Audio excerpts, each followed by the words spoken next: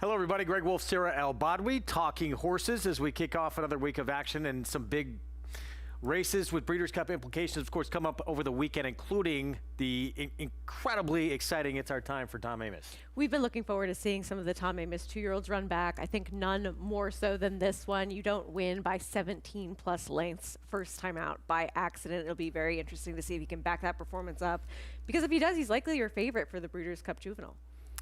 Look forward to that. Tommy Joe's back in action over at Keeneland over the weekend. A lot of huge races that we'll be talking plenty about over the weekend. We have the Grade 3 Matron today as well on the grass. Let's get through all the business and get to handicapping this card. Pick 6 carryover, of course, beginning in race 3, just over $26,000. But you got to play it all. Get signed up, started with NYRA Bets. Get that $200 deposit match sign up offer, match 200, that code to use for new members at sign up, and you're ready to roll. Get down on this pick 6 this afternoon. I thought this card was incredibly difficult to try and, good chance we have maybe a double carryover, but we'll see. What do you think? I think there's a couple of key scratches of some horses that some may have relied on or definitely wanted to include. I only saw one potential major lean with Master of Arms. It's definitely a tough one. There's that number. The pick 6 carryover begins in race 3. Friday feeder contest, $40 buy-in, cash in seat to that $300 Saturday contest. That's where you register on the bottom of your screen there, nyrabets.com/contests. Good luck to everyone getting involved. 10% bonus today. Be sure you opt in on NYRA Bets. Hit a win bet at Santa Anita. Get that 10% bonus in your account. Good luck, everyone. And we are on today beginning at 1 Eastern on Fox Sports 2 until, I believe, 3:48. Precisely. To be exact. Yep. I don't have the seconds, but yeah, close enough. All right, so let's get into it. We'll start off with this first race on the card that had a huge scratch, probably the biggest scratch of the day in terms of who is a contender in a field, Kula Bula coming out. Having said that, where are you going to wind up? I did go to a horse who is trying the dirt for the first time, but one of the horses that's going to take some money in here with that big scratch is Caitlin's Threes, who I thought did have some difficulty at the start first time out. And I sent in that replay so we can take a look at this one, ending up finishing third. It was a short field. You can see her highlighted there as the pan of this race, where she gets out a little bit slowly and then kind of drops herself back, but then rushes up into contention, ends up sitting just off of the horse who is your current pace setter, the number 3. Kind of finishes a flat, even third in this race where there was that compact field of 5. I don't love that this horse was then that voided claim, now coming in here for the $35,000 tag yet again. You Caitlin Clark fan? I don't hate her. Okay. Yeah, this one beat a mile first time out. I guess we had the same idea. I went to the speed of the field. I think rest assured that this is the kind of group that feels like you can break their hearts early. Hopefully, I know this horse has faded so badly in the 2 races on turf, but this is a little bit of class relief, and the pedigree doesn't suggest that this one won't be able to handle the dirt, at least with the same type of early foot. The dam won her first 2 starts going on the dirt, one of those a sprint and then stretching out in distance. I just thought that somebody that who at least shown speed turf sprinting maybe could translate that here and end up being victorious, because I just was not enthused by what we've seen from the others who have run. Certainly the drop, though, Oscar Bound is going to make that one difficult. Showed that brief speed on dirt in the debut. Can always forgive a debut, too. And then they went long in the grass next start. And showed some speed going along on the grass as well, so now has that stamina coming in and getting that class relief. And I thought that difficult start for this one first time out. Now coming in here having to rush up after that first race, I can forgive the faded badly in that first race. Yeah. So I think that this is one who will have a little bit more stamina this time. All right, race 2, early pick 4 starts in this spot. Big scratch here as well with Glavin coming out. Ran so good first time out for Tom Morley with a wide trip that day compared to the winner of that race there, Sunrise. That one's out, changes things a little. Maiden special weight, mile and a 16th here on the outer turf. And you have gone to the 7, first-timer Chad Brown, who has pedigree. Yeah, this one, the dam is Selflessly, a horse that was also trained by Chad Brown. And we didn't see a ton of her on the racetrack, but when we did, she usually was able to make somewhat of a statement, a graded stakes winner. And the Charlatans, they haven't been as hot off the blocks as some of the newer freshman sires that we are seeing this year. But with his turf routers, he is 4 for 8 in the money so far, with one of those a winner, 3 for 27 with the first-time starters. And just given the purchase price, Connections wanting to be a part of this horse that they were a part of the female family in the the past. I just thought that this one made some sense in here coming in as a debut runner, because the horses with experience so far, we are seeing the main one come out of this race in the scratch towards the outside. Yeah, first full for that one out of Selflessly, 2 for 2, but both races that came off the grass. She won the Lake George, Miss Grillo. Heartbreaking for me in the Lake George. That cost me a pick 5 and pick 6. So I think I paid $21,000 in the pick 5 that day. Totally over it. What's that? You're totally over it. Never get over these defeats. They stay with me for a long time. Chad Brown, it's not to say, look, totally different pedigree on the bottom side. So, but only one charlatan has won routing on the grass. It was a Chad Brown horse, got a 54 buyer. So I want to wait and see with these charlatans on the grass. It's certainly incredibly dangerous with that bottom side pedigree. I wound up going to jet off with the speed in here. I think I love 2 sprints stretching out anyway. And this horse now, I hope Eric Hensel is aggressive, because this is the speed of the race, and now takes the blinkers off and should be able to control up front and hopefully can relax a little bit and have more finish going forward. The mom was multiple grade 1 placed on dirt, did produce a runner who ran an 85 and 77 buyer on the grass, even though the runner was 0 for 2 on the turf, was capable on the grass. But I like that one inside, who faced the one out of Dr. Eli on a race taken off the turf in the debut, and then set the pace on the grass at 7 furlongs and went very quick early. So inside, speed, roll, jet off, hopefully gate to wire. Yeah, I thought this horse was interesting. Ended up going with this one second after the scratch of the horse on the outside in here. And this horse was bet down to favoritism in that race at Kentucky Downs too, which I think is very meaningful. Anything from George Weaver Barn on grass particularly is dangerous. I thought the 2 a little interesting too, has some pedigree. The Dam actually won the Weah at a 1.5 mile, produced Heathguard. It was a 2-time winner routing on the dirt, and the second Dam was a 4-time winner on the grass. Yeah, absolutely. I think it's kind of that guessing game once you get into some horses outside of the ones that we have as first and second. But even the number 3, Jubilee Parade, I think this one could take some money in here. Has a little bit of pedigree. Just Bill Mott, his stats with his first-time starters in turf routes, they're not the best. It's 1 for 60 past 5 years. Judd-Mont homebred, though. Yeah, dangerous one, no question. Anyone else in there? Are you good? I think I'm good. All right, race 3. Pick 6 starts here. $26,885, the number to kick it off.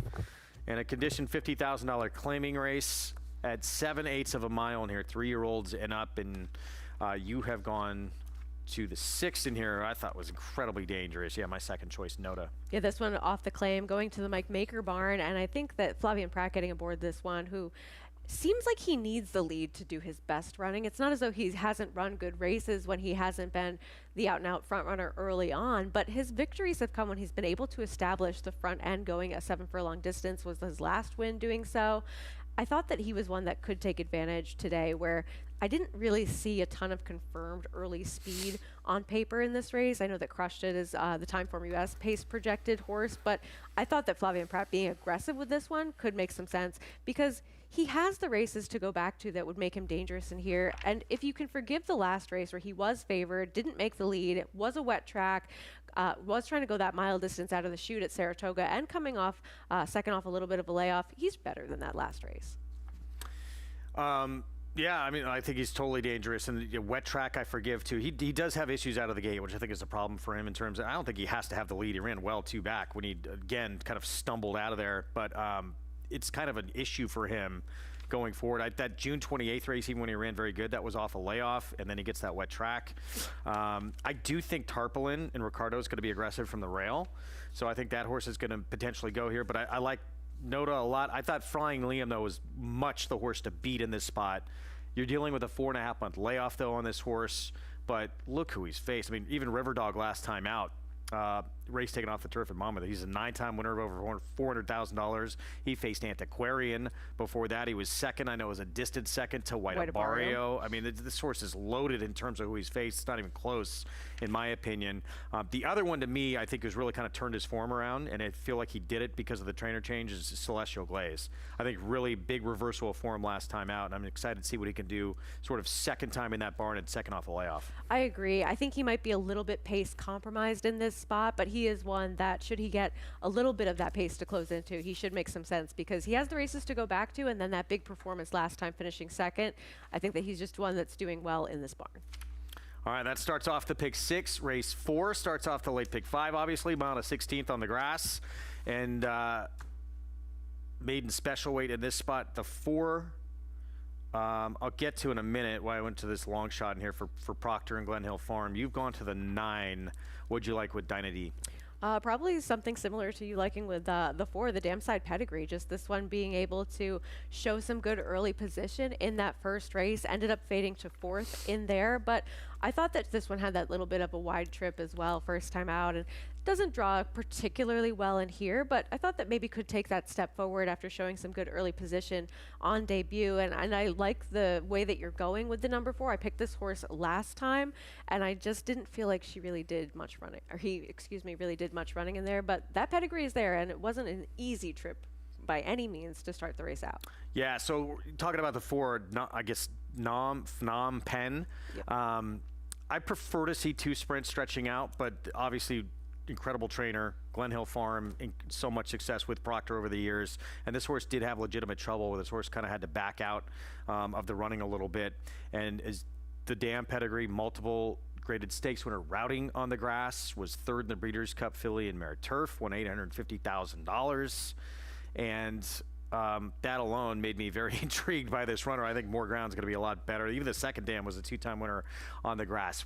Both of us not putting, you have 3rd, I have 2nd, but this $1 million first-time starter by not this time for Chad Brown. Yeah, I think you have to pay attention to the purchase price as well as when morning line maker David Aragona decides to have one of these horses be that clear-cut favorite over a horse with the kind of experience like Behold the King, who we'll get to in a moment. But I mean, look, we see pedigree with this one. We see the purchase price, and this one could easily be a runner. I just wanted to put some others with a little bit of experience on top, especially Behold the King, who the seconds are piling up, but it's not as though this horse has run poorly. And this one did cross the wire first in the start 2 back, ended up being disqualified to 2nd. And this is the race finishing 2nd. And here at Colonial on September 12th, this horse has run fine in both starts so far, going the mile distance, where of the last 2 that actually received a buyer speed figure. And then even that 2nd place finish, first time out.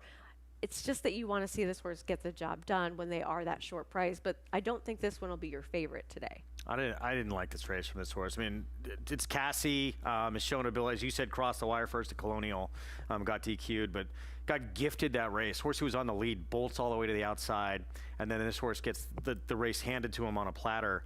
And that horse kind of gets re-involved, but still has the chance to win it late and gets past. I did not like that race from that horse, but we'll see. Obviously, another one who's interesting is Epic Desire, has that big pedigree dirt side, if you like, a Dare Manor, but who was a multiple grade 1 winner on the dirt. But, you know, horses who came out of that race final score, here's Johnny. They both ran good in that, obviously final score won it, but they ran very big in that with anticipation. Here's Johnny, was runner-up as a maiden, who I think is coming back in a stake this weekend as well. Yeah. For Ray Handel. So that one, intriguing. I think ran okay, and that was just the first time on the grass for Pletcher. But we'll see. I mean, this Chad Brown runner could be could be very good. I have no information in terms of how the one's been working. The Dam actually was one sprinting and won the Bolton Landing on turf back in her day for Wesley Ward. Yeah, absolutely. I think that this one is definitely one to take a look at going forwards. But like you, I thought that there were other ways to go on top at least. All right, we'll take a break, come back, talk pick 4 right after this. Bet with Naira Bets. Bet any track, anywhere, anytime. Download the Naira Bets app to play today and get a $200 deposit bonus. Watch live horse racing. Get expert picks. Boost your bankroll with weekly promotions and hone your handicapping skills with exclusive tips and tutorials. Download the Naira Bets app now. Sign up now to claim your $200 deposit match bonus. You bet with Naira Bets.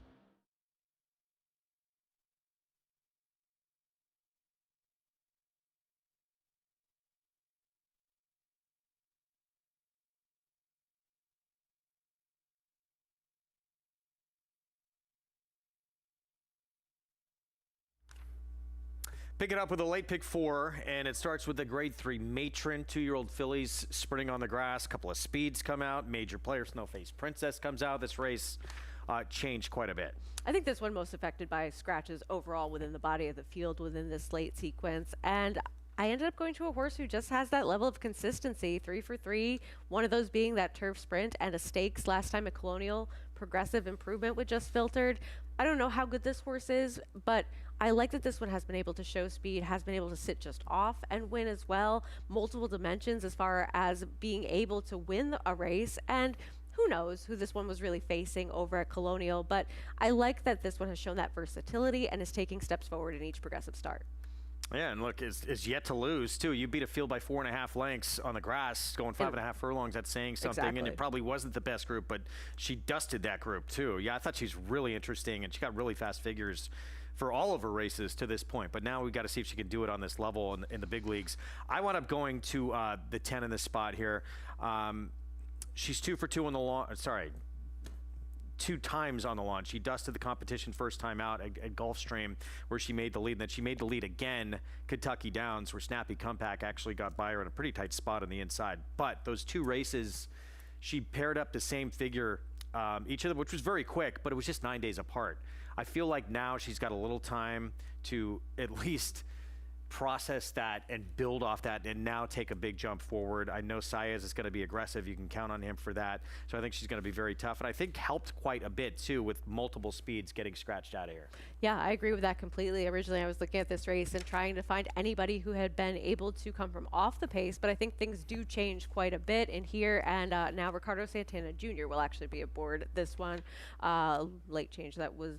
on Catalonia? Yes, yeah. Oh, my but bad. I think Okay. with the Kentucky Downs races, it's always worth paying attention to the distances there and how they perform, because you are getting a lot of fitness out of those races for sure. So this one, trying the 6 furlongs here, it's a much different configuration than she was going to be running in at Kentucky Downs. And it was Go to 6.5. Only has to go 6 today. So, I mean, you never know. But I feel like, yeah, maybe that was just pushing it a little bit for this one, and had it been a different distance, it could have been a different story. We should bring up the 12 because you have the 12 second. I actually thought about putting the 12 even a little bit higher.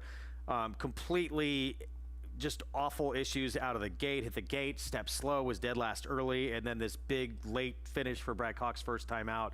I could care less what the figure says. That was impressive in the debut, and if she can break clean, it's going to see a very different performance, I think. And look, I think she got some pace to close into in that spot. Originally not done any favors by the wide post draw, but with the 4 scratches to the inside in here, it's now just that matter of pace, because I agree. I think that this horse had every right to completely give up in that race and still was able to overcome something. And even if the race ended up flowing more in her favor, I think that this is one that will still be enough of a price that I want to play around with and include somewhere, at least on my tickets. Yeah. Race 6, we move on. It's standout, but I still think there's question marks with this horse. 16 claiming race, 6 furlong sprint here for 3-year-olds and up. We've both gone to the one to beat. There's no question Master of Arms is hugely the one to beat. Off a 5-month layoff. This horse has been very competitive against a lot better. This is Why the big an drop? extremely aggressive drop, right? I mean, we've saw this horse run against a couple of N1 allowance types and then try the optional 50,000 where he finished second. Yes, maybe he has more of those second place finishes lately, but it's certainly not as though he wasn't a winning type of horse. Why is he coming into this spot for the low price tag that he is? That is that question mark off of the layoff. But I think that with some speed scratching out of this race, his job is much easier to just try to go from the outside with Dylan Davis. Such a red flag with this drop. I mean, on paper, this horse is a massive single, and you see that bullet work. I don't know how the horse did it. It's Saratoga, For sale September sign. 27th, but yeah, maybe could have been all out and looked awful doing it. But a bullet work, quickest of 113 in the morning. This horse is the one to beat. I do think Forgiving Spirit, the 3, if you go 2 back, and that's when the horse was with Linda Rice. Now back with Linda Rice, she just reclaimed. That was a huge effort. That's actually probably the fastest race anyone in this field has, including Master of Arms. So hasn't got back to it, hasn't run it before. It's sort of a 1-number figure. I'm wondering if that horse could do it, but back with Linda Rice, I thought was very intriguing. And with a couple of others, Gatsby as well as Grey Wing coming out of this race, I think that this one is likely your second likeliest winner, coming into a spot where we've seen the Rudy Rodriguez barn pick up quite a bit lately, but they were pretty cold over the summer at Saratoga. So this one's stepping up in class there. I don't hold that last race against him too much. And if we can see anything like the race that he ran 2 back, where he hadn't had as many opportunities on this surface, so maybe it doesn't look like quite the outlier that it seems at first glance on paper. What'd you like with Rabbit Hound?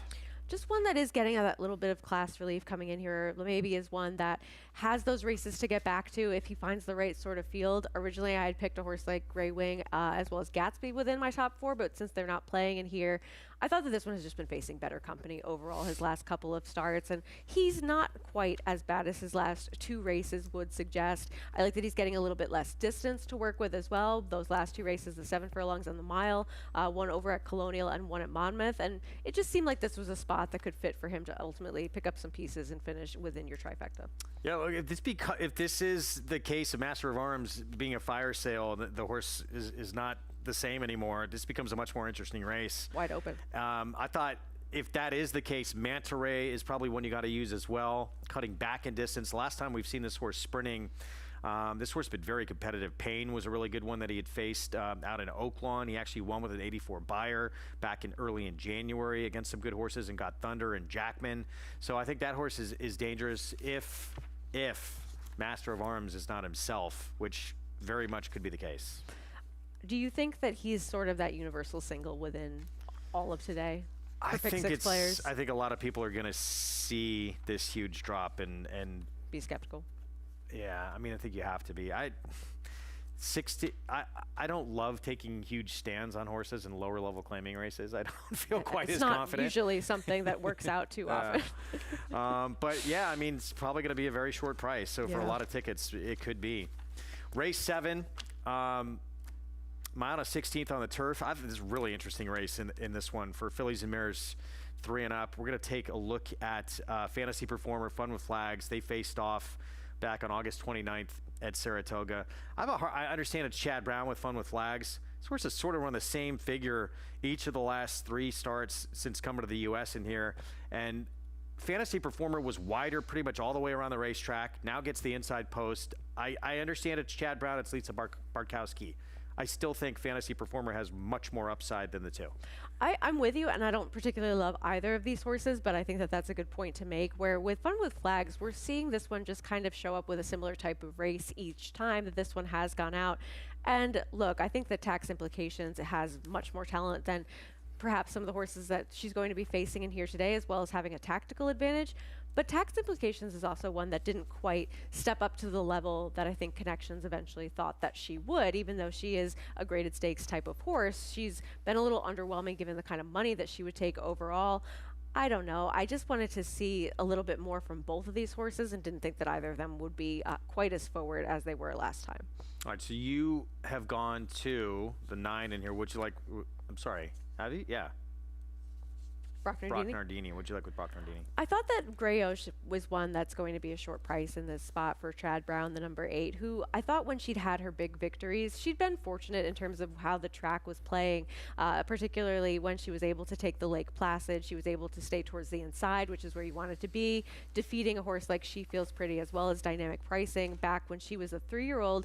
And I think she's just been sort of fortunate when she's been able to compete at the highest level and be successful. So I was looking for somebody else that was getting that little bit of class relief in here, and that drew me to the horse towards the outside with John Velasquez getting aboard. Her last race, it wasn't great. She didn't really do a ton of running in there where she was towards the inside, but her race off the layoff was decent enough where she was being able to have that inside-outside trip and ultimately get the victory with Flavian Pratt up that day. She was pace compromised in the race in the Mount Vernon. I just think that she's one that if somebody actually goes and there's a little bit of pace for her, she could be a factor. Okay. Yeah, I mean, I guess could improve third off the bench. I don't feel like she's getting class relief because this is a tough group. I mean, there's a lot of others that have been facing a lot better in this spot. We'll see. This is a tough race. I thought quite hard about putting Fantasy Performer on top at the end. I think Immensitude's really dangerous. Has run really good. I know there's a lot of races going longer with some strong figures, but coming out of that mile and 1/8 race where I felt like she sort of had to wait to make her run, and that was against a stakes winner, grade 1 place runner that she faced last time out, and the 3rd place finisher who she finished ahead of was a Group 3 winner in France. So she's faced really good company, and I think she's fine at this shorter distance, even though she's going some marathon efforts. I thought the 4 too. You have the 4 in there second. Avenue Neal, another one who's been going a little bit longer in some races, but I think very capable at the distance, and she could be very tough. Yeah, I think that she is one that, yes, she was forward in that Hillsborough and ended up fading in there, but that was behind some good horses that were be bet significantly in a race like this. And I like the race 2 back where she was able to go this mile and a distance at Colonial, get Lasix, have a forward type of trip where she wasn't exactly far away from the front runners in there, but a little bit more settled than she was being as close as she was in that Hillsborough. I thought that she would get that in between kind of trip. Yeah, we may be both totally wrong. We both, Grayosh, to me, it just has not improved a lot, but still even on her best race or her B+ race, still might win this race anyway. I just felt like it's going to be such a short price. Right? No. Right. I think Yeah. that's what it is for me with her. She just is not one that's going to justify, in my opinion, the short price that she's likely to be in this spot as we take a look at her in this one at Monmouth in the Matchmaker. She has those races, yes, where she's been able to run well against quality company. I just thought that this was another one. She was towards the inside. She ended up switching out. She's been able to save ground when she's been most effective. Yeah. And she might even be below 2-1. Probably possible. will be. Yeah. All right. Difficult race. Close it out with a state-bred $50,000 maiden claiming turf sprint, 6 furlongs for fillies and mares 3 and up. You got 2 big class droppers down on the inside where I think the race kind of goes through those 2. And we both have them 1-2. Yeah, absolutely. I like this one as well as you do, coming in here, getting that class relief and getting in for the tag for the first time. Yeah, we're exact here. We are. Look at us. Wow. It's like we compared notes, but we didn't. 2 back, the last turf sprint. 4th as the favorite versus Maiden Special Weight Company. We've seen that race be productive, proving forwards with the winner of that race, Alpine Giant, returning to run 2nd with a 72 buyer speed figure behind Anascal in an N1X allowance versus the Statebreds again. And they ran a 70 in the win. We saw the 3rd place finisher of that race come back with a career best effort, stretching back out in distance next time out with a 70 buyer speed figure. The horse that ended up finishing 2nd in there did not improve next time or the time after that, but with those 2 at least to come back, who had races prior to and then after that were more in line with the number, that leads me to believe that this is one that will appreciate that slight cutback in distance and was also running against some tough company in that stretch out last time out, because Nona Lynn's a decent horse that won that race as well. So I just thought that this one made sense, getting that class relief, but the main contender is towards the inside. Yeah, I mean, I felt the same way. Tehila, just that they tried a couple of times now stretching out. It doesn't want to go long. Much better sprinting, and had some legitimate trouble, 2 back, coming off the bench when she tried to sprint. It's going to be the easiest field she's got to sprint against, or will be able to. Gardner Grace, though, one last knock. I can't read right now. Came back and was 2nd by a head in a New York bred A other than. So I felt like that was very tough company that she faced, and that was probably the slowest race she's run. 2-3 starts back. Those were probably the quickest races of anybody in this field, and she was competitive in both. I think she's going to be very tough in this spot. The 11 I loved last time out. Frog Hollow Summer, I thought was going to make the lead, taking the blinkers off, and just got nailed at the wire late. So I feel tough getting an extra half furlong now. Tough to kind of back, but again, it looks like there's a good chance that she's going to be in front again. I just don't trust her finishing the deal.